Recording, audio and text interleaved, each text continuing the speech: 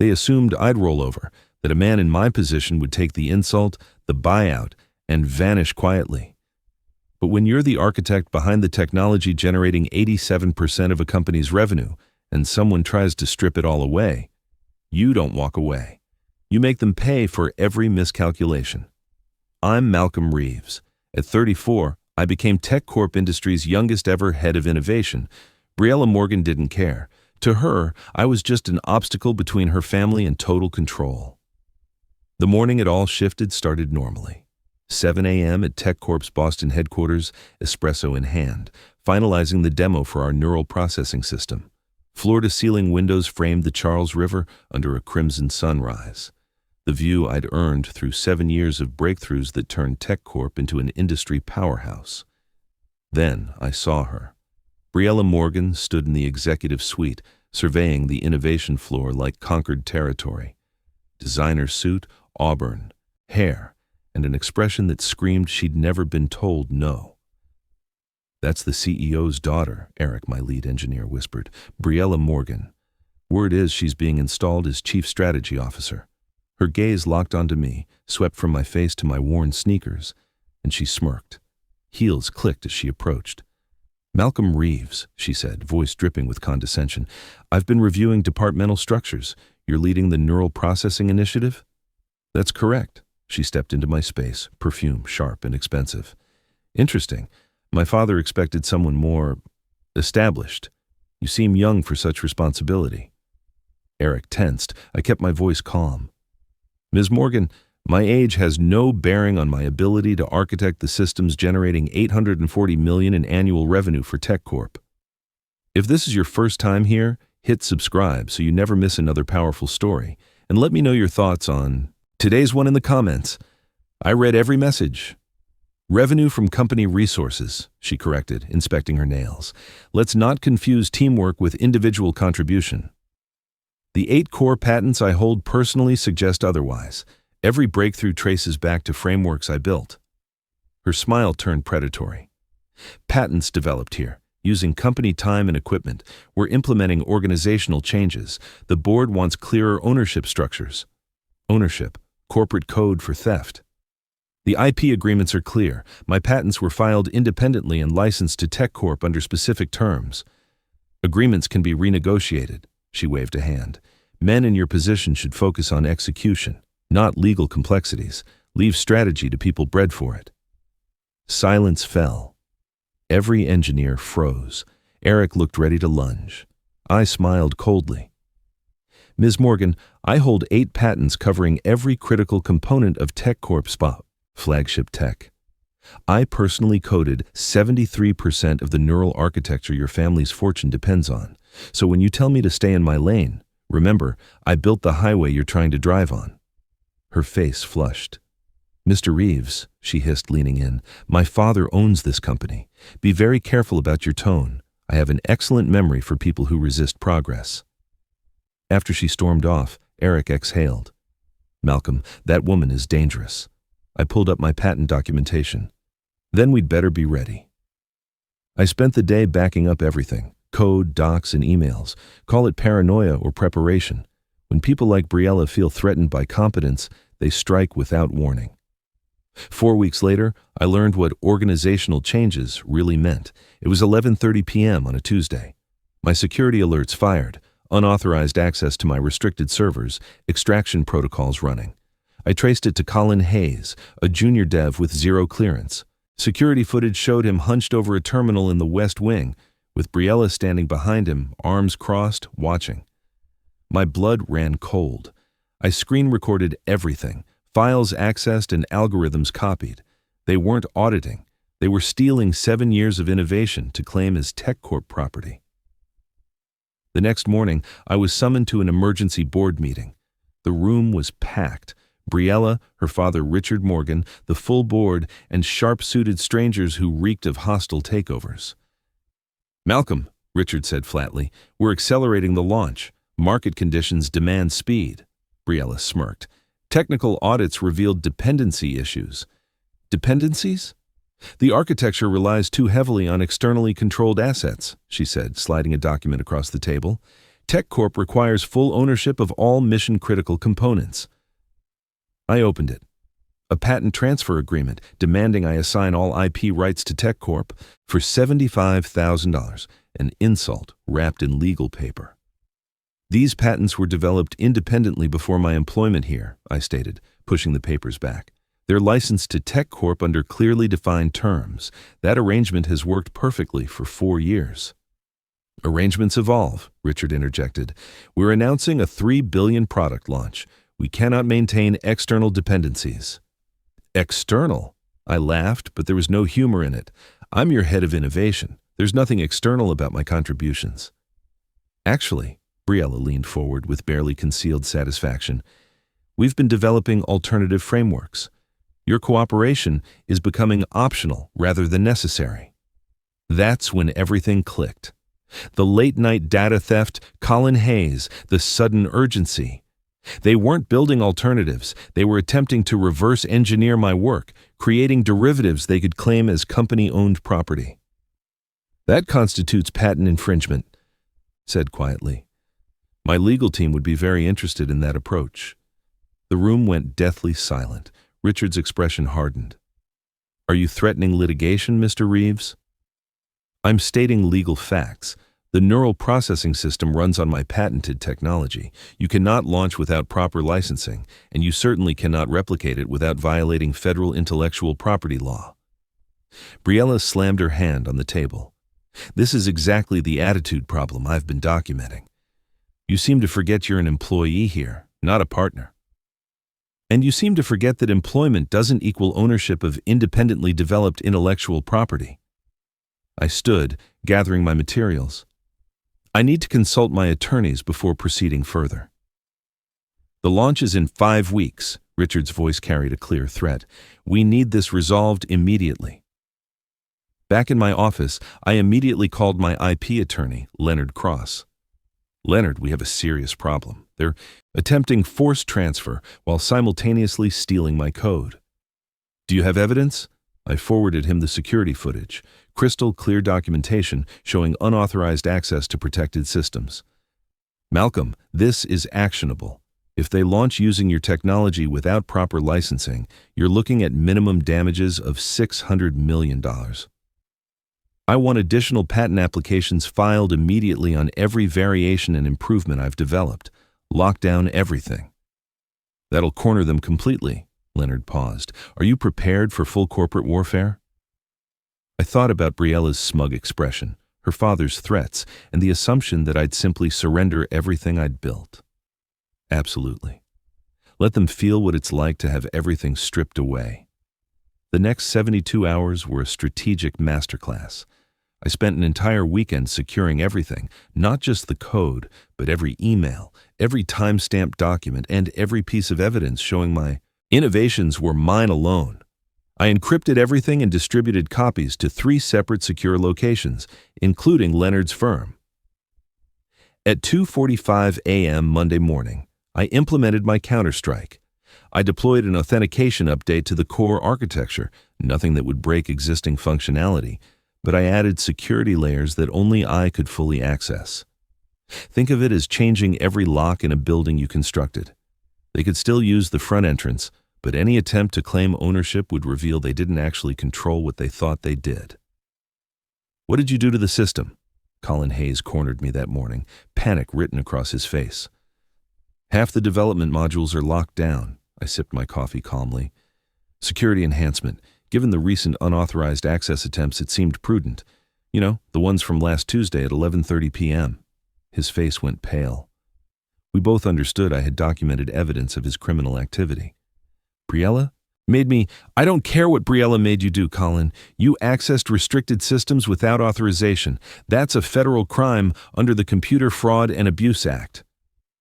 I let that sink in. But I'm willing to overlook it. Walk away now, keep quiet, and I won't press charges. He practically fled my office. That afternoon, Leonard called with excellent news. The expanded patent applications are filed. Every variation, every improvement, every potential derivative is now legally protected with ironclad documentation. Perfect timing, I said, watching Briella storm across the floor toward my office. I think the other side just realized what happened. She slammed my door shut. What did you do to the neural processing system? I secured my intellectual property, standard security protocols. You're sabotaging the launch deliberately. I'm protecting my legal rights. There's a difference. I pulled up the licensing agreement on my screen. Tech Corp has full usage rights as long as the terms are honored. Attempting to steal or replicate my technology violates those terms, which automatically triggers security protocols. Briella's face flushed with rage. You think you're clever? You have no idea the resources my family can bring to bear. We'll destroy you. Actually, I know exactly what I'm dealing with. You're Richard Morgan's entitled daughter who thinks an MBA from Stanford means you understand technology you can't even begin to comprehend. You're trying to steal work you don't understand to launch a product you can't build without me. We'll bury you in litigation. Try it. I opened my desk drawer and pulled out a folder, sliding it across. That's a cease and desist notice. My attorney will file it publicly 48 hours before your launch unless Tech Corp agrees to proper terms. $630 million for exclusive rights or $75 million annually for non-exclusive licensing. Briella laughed, but it sounded forced. You're delusional. I'm not finished. Pulled out my phone, showing her the security footage. This is you directing Colin Hayes to illegally access my protected systems. One click sends it to federal authorities. Another click sends it to TechJournal with the full story of how Tech Corp's revolutionary product is built on stolen technology. The color drained from her face. But I'm reasonable, I continued. Pay for what you're using. Respect my ownership, or I'll ensure the neural processing launch fails so spectacularly that your family name becomes synonymous with corporate theft and incompetence. After she left, Eric appeared in my doorway. The entire floor heard that. People are taking bets on whether you'll survive the week. What are the odds? 4-1 against you. I smiled. Put me down for 5,000 on myself. That evening, Richard Morgan himself emailed me. Mr. Reeves, we should discuss reasonable terms. My office tomorrow, 7 a.m. I forwarded it to Leonard with a note. They're breaking. But I knew this was far from finished. The Morgans weren't the type to accept defeat gracefully.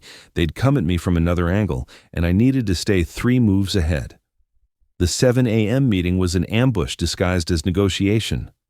I walked into the executive conference room to find not just Richard and Briella, but 4 attorneys, the entire board, and someone I didn't recognize taking notes, probably their crisis management consultant. Malcolm, please sit. Richard gestured to an isolated chair at the table's far end. Classic power play. I remained standing. I'll need Leonard Cross present for any formal discussions. This is merely a conversation between colleagues, Richard said, his smile predatory. We're all working toward the same goals here. Are we? Because attempting to hack my home network last Thursday didn't seem particularly collegial. Several board members shifted uncomfortably. Good. They didn't all know how far the Morgans had gone. Those are serious accusations, one of their lawyers interjected smoothly. Do you have evidence? I connected my phone to the conference display. IP logs appeared, traced directly back to Tech Corp servers. Timestamp, 11:47 p.m. Would you like me to share this with the board, or should I proceed directly to federal authorities? Enough. Richard's mask slipped. What do you want, Malcolm? What I've always deserved. Fair compensation for my intellectual property, acknowledgement of my contributions, and an end to your daughter's criminal harassment. Criminal? Briella exploded. You're holding the company hostage. I'm exercising my legal rights. There's a fundamental difference. I finally sat down, but on my own terms. Let me clarify the situation. The neural processing system depends entirely on 8 core patents I own personally. Without them, you have nothing. The launch is in 3 weeks.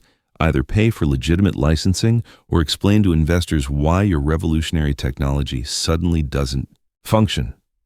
You wouldn't dare sabotage us, Richard said. Try me. The room erupted into chaos. Board members demanding explanations, lawyers huddling with Richard. Briella was pacing like a caged predator. I sat perfectly still, watching them unravel. Finally, Amanda Cooper, the lead board member, spoke up. Mr. Reeves, state your terms clearly. $630 million for exclusive rights, or $75 million annually for non-exclusive licensing. That's actually below market value for technology of this caliber. That's extortion, Briella shouted. No, that's business. If you want to use my innovations, pay appropriately. If you refuse, I revoke the existing license for breach of contract, specifically your attempts to steal and replicate my protected technology. The neural processing launch dies, and I sell my patents to your competitors. I've already received preliminary interest from 3 of them. Amanda looked between Richard and me. We need private discussion time. Malcolm, please step. Out, I stood to leave, then paused at the door. You have 36 hours. After that, the cease and desist becomes public. The next day was psychological warfare. Briella's allies spread rumors about my impending termination. Someone mysteriously deactivated my security badge, which I had restored within the hour. My corporate email suddenly experienced technical difficulties, but I'd anticipated everything. At 1 p.m., I called an emergency meeting with my entire development team. I need comprehensive documentation on every system, every process, and every line of code by tomorrow morning, I announced. Everything gets logged, time-stamped, and backed up. Malcolm, what's happening? Eric asked. Insurance. If anything happens to my access, you'll need these documents to keep the neural processing system operational. Make certain every dependency on my patents is explicitly marked. The team exchanged knowing glances. They understood immediately. Without my cooperation, the entire launch would collapse. That evening, Briella cornered me in the parking structure. A security camera was conveniently malfunctioning, but I'd learned to always record everything on my phone. You think you're untouchable, she hissed, blocking my path to my car. But you're forgetting something crucial. We can destroy your reputation. No one in this industry will hire you after we're finished. Is that a threat, Briella? It's a guarantee. Drop this insane demand. Sign over the patents for reasonable compensation and salvage what's left of your career. I stepped closer, close enough to see the desperation behind her arrogance. Briella, you're operating under a fundamental misunderstanding. You think I need Tech Corp. But here's reality. I am the product. My intellect, my innovations, my patents. You're just an entitled heir with a fancy degree who thinks of inheritance equals competence. You'll regret this. The only thing I regret is not doing this sooner. I moved past her to my car. 34 hours left, Briella. Tell your father to prepare that check. As I drove home, Leonard called. Malcolm, they're panicking. I've fielded 6 different compromise offers. The highest was $8 million. $8 million for technology worth over $500 million minimum.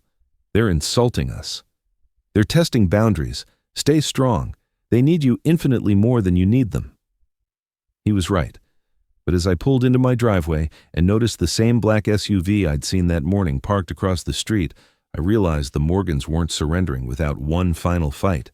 60 hours before the scheduled launch, everything reached critical mass. Richard's email arrived at 5 a.m. Saturday, marked urgent, with the entire board copied. Malcolm, in the interest of productive resolution, we require your full cooperation by Monday morning. The success of our launch depends on unified team effort. I trust you'll make the appropriate decision. Translation: surrender or face total destruction. I forwarded it to Leonard with a note. They're cracking under pressure. Prepare the cease and desist for Monday delivery. What the Morgans didn't know was that I'd spent Friday night implementing my final safeguard. Every critical system now required dual authentication, mine and a time-locked key that would expire exactly 1 hour before the scheduled launch. If they wanted to proceed without my permission, they'd need to rebuild everything from scratch in 3 days. Absolutely impossible. Eric called me at 8 a.m., whispering urgently, Malcolm, they brought in an entire team of external contractors overnight. They're attempting to reverse engineer your complete architecture. Let them try. How's the documentation coming? Complete. Every dependency on your patents is highlighted. Malcolm, it's everything. The neural networks, the processing algorithms, and the data architecture. 91% of the neural processing system is built on your innovations. Send me an encrypted copy immediately. By noon, I was receiving calls from investors. Someone had leaked information about technical challenges. Richard must have been in full damage control mode because by 1 p.m. he'd scheduled an emergency all-hands meeting for Monday morning, 1 hour before my deadline. Saturday evening, Leonard called with intriguing news. "Malcolm, I just spoke with Omnitech Solutions' legal team." Omnitech? They're TechCorp's biggest competitor. They heard about your patents through the filing system. They're very interested. How interested? They mentioned $550 million for exclusive rights with a position as Chief Technology Officer. My pulse quickened. That's not quite $630 million. It's a starting negotiation point. If TechCorp sees you have legitimate alternatives, it changes everything. Schedule a call for Monday afternoon.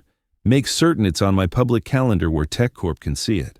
Monday morning, I arrived at headquarters at 6 a.m. to find security waiting. "Mr. Reeves, we've been instructed to escort you to the executive conference room." "Am I being terminated?" "We're just following orders, sir." The conference room was packed. Charles and Briella, the full board, and several major investors on video screens. Richard had mobilized everyone for this final confrontation. "Malcolm," Richard began, his voice artificially calm. "We've worked extensively to find acceptable middle ground. We're prepared to offer $12 million for the patents, plus 3% of neural processing profits." I did rapid calculations. With projected revenues, that might reach $60 million over 5 years. Still insulting. "No," Briella exploded from her chair. "You arrogant—" "Briella, enough!" Amanda Cooper cut her off sharply. "Malcolm, the board has discussed this thoroughly. We believe your demands are unreasonable. If you refuse this offer, we're prepared to proceed without your technology." I pulled out my laptop connecting to the display. "Really? Let me show you something." I brought up the system architecture with every dependency on my patents highlighted in red. The screen looked like it was hemorrhaging. "This is your neural processing system. The red components are built on my patents. Remove them and you have—" I clicked a button hiding all red components. The screen went almost completely blank. "Nothing. You have nothing." One of the investors spoke from the video screen. "Is this accurate? Ask your Chief Technology Officer." "Oh wait, Richard fired him last month to create an executive position for Briella." The room erupted. Richard was shouting at lawyers. Briella was pacing furiously. Board members were demanding explanations. Amanda raised her hand for silence. "Malcolm, what will it take?" I stood, straightening my jacket. "My terms haven't changed. $630 million for exclusive rights. But since you've wasted my time with intimidation tactics, the price increases by $75 million for each day you delay after today." "That's blackmail!" Briella screamed. "No, that's supply and demand. I have the supply. You have the demand. And in 22 hours, you have a launch that will fail catastrophically without my cooperation." I pulled out my phone, showing them my calendar. "I have a call with Omnitech Solutions at 1 p.m. They're extremely interested in exclusive rights. You have until 12:45 to decide." Richard's face turned purple. "You orchestrated this entire situation." "No, Richard, I intended to be a valued employee who was fairly compensated. You and your daughter decided to steal from me. This," I gestured around the room, "is what happens when you underestimate the person who built your future." I headed for the door, then turned back. "Oh, and Briella, that black SUV you had following me last week? I filed a restraining order this morning. Come near me again, and you'll be explaining yourself to a judge." As I walked out, I heard Amanda say to Richard, "We need to seriously discuss Briella's role in this company." The countdown had begun. 22 hours until launch. 22 hours until they either paid my price or watched their $3 billion investment collapse spectacularly. My phone buzzed with a text from Leonard. "Cease and desist, ready to file on your signal." I typed back, "Load the weapon. We're finishing this." Monday afternoon was a masterpiece of corporate desperation.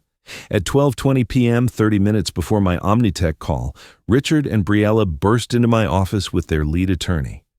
$630 million, Richard said without preamble. "We'll pay it." I leaned back in my chair.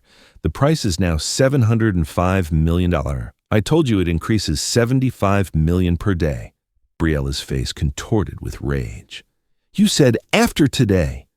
And you've wasted half of today trying to intimidate me.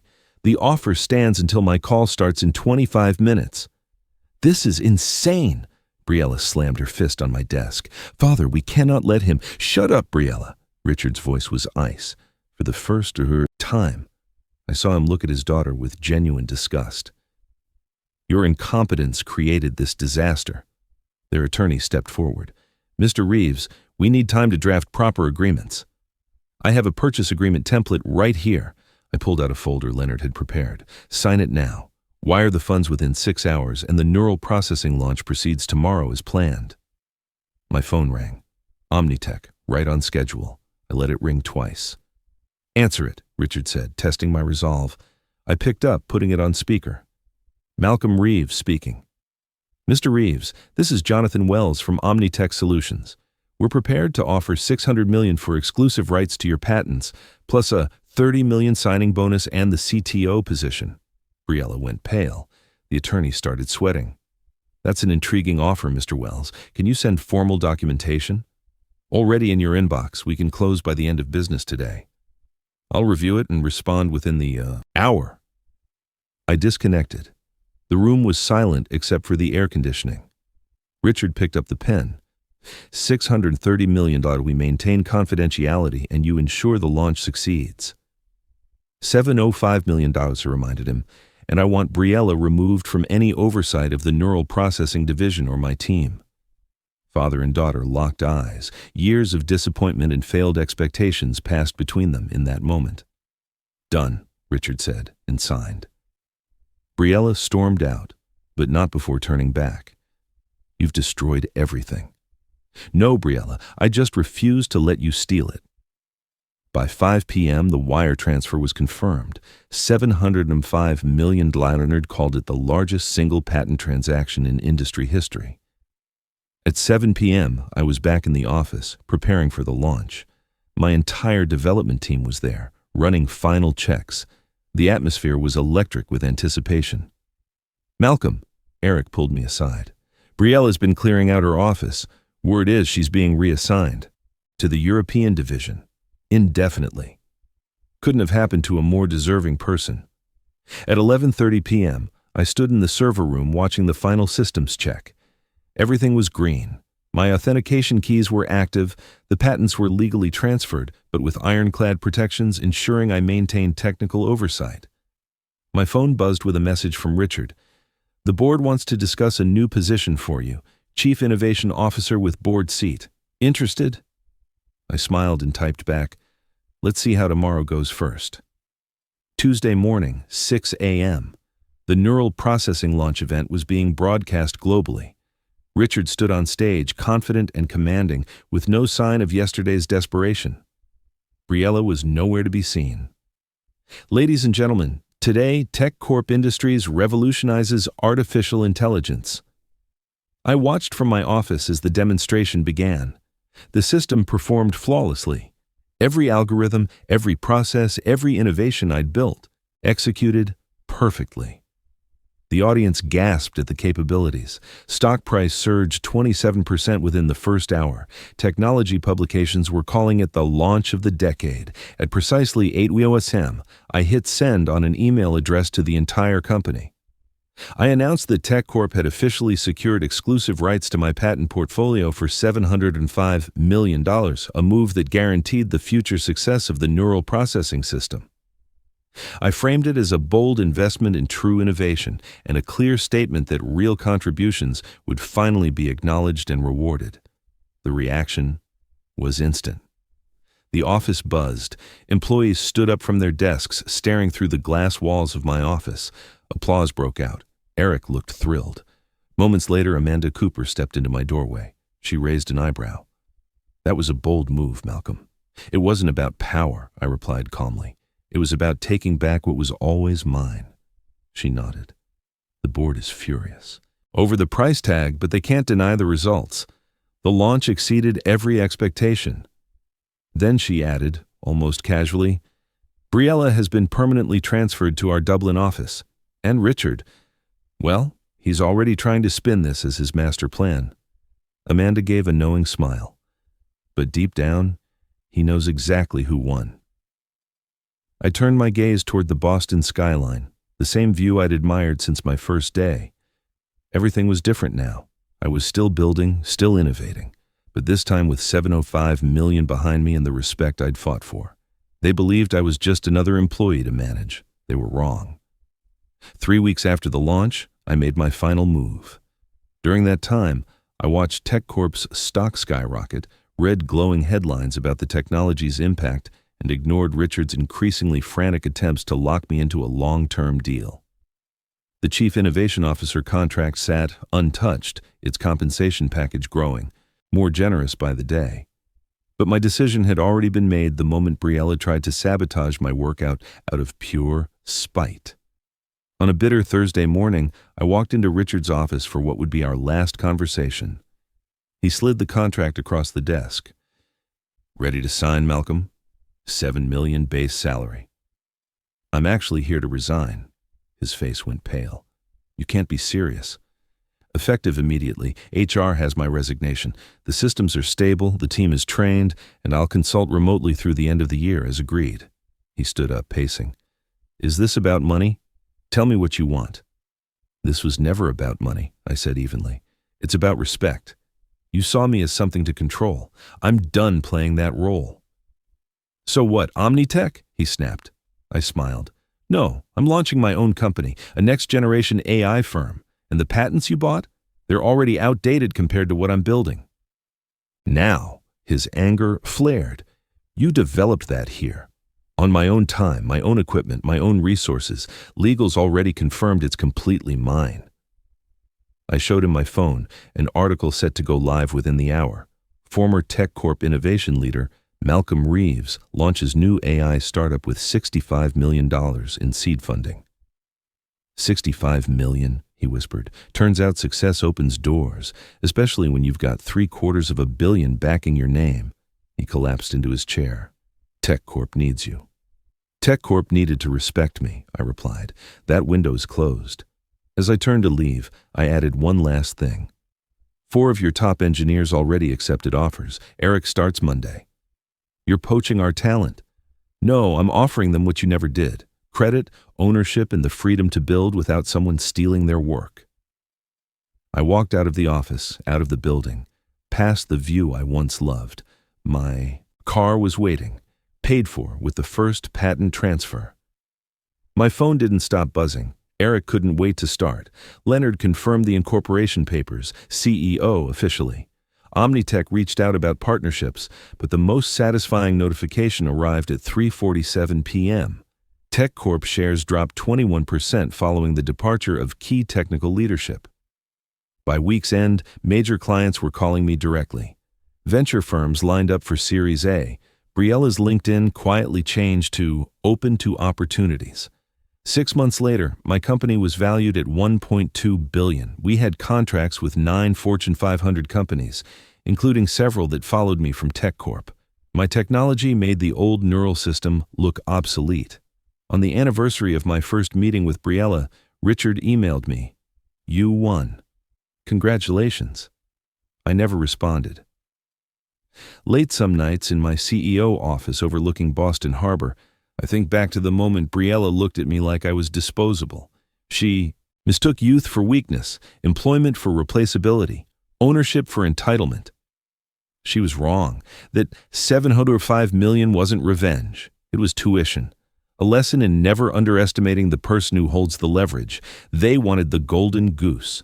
But when you try to cage it, exploit it, and steal its work, don't be shocked when it builds an empire elsewhere. I'm Malcolm Reeves, and this is how I ended the company that tried to break me, not through revenge, but by knowing my worth and refusing to accept less, because the best revenge isn't cold. It's perfectly timed and worth $705 million. Thanks for listening. Let me know where you're watching from, and if this story resonated with you, subscribe and share your own experiences with workplace injustice in the comments.